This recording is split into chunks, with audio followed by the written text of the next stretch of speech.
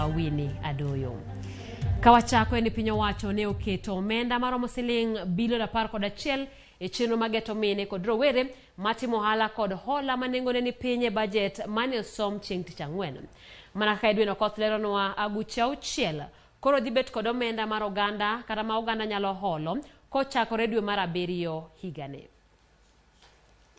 Kaluwore kod budget mar omenda machakore dwe mar 7 higani, aguch 6 koro medi ma ok tin ne siling bilion 11 mar chiwo hola ne oganda. Agulu mar Hustlers Fund ma osebet kamiyo oganda gope yoro ng'we yamo chakore dwe mar 11 higa mokalo ema ne oyuto moloyo aguche mamoko. Piny owacho medo siling bilion 10 e Hustlers Fund ma oseolo oganda ma ok tin ne siling bilion 30.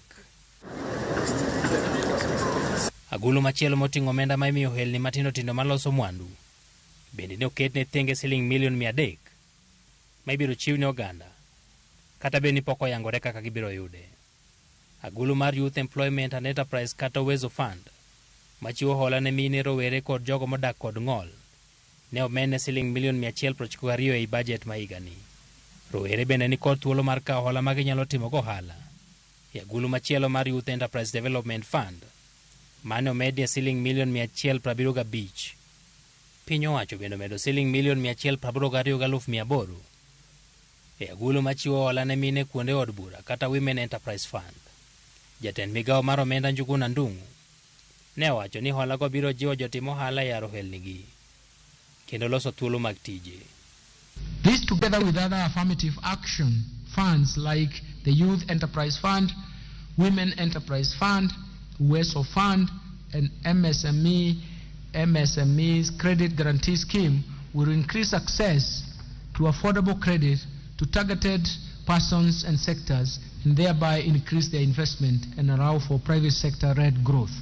Kata kamano, Hustler Fund ijogo e nyinyo mar 8 ka Women Enterprise Fund manyaka sani osechiwo ma ok tin ne siling bilion 8, jogo 5 ka gichiwo hola.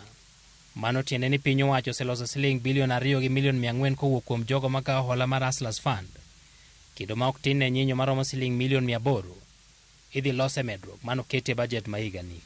Jogo makawo Women Enterprise Fund dhi loso ne piny owacho ma ok tin ne siling milion 9 e medruok ma otim sani. Ma nyayo penjo ni bende nyalo bet ni piny owacho timo hala kod oganda. Lipote wi moko kuom hola kaka Uwezo Fund ma osechiwo siling bilion 7.2 ne oganda yango ni 40% kende maduogo. Kamano kelo lal ne piny owacho.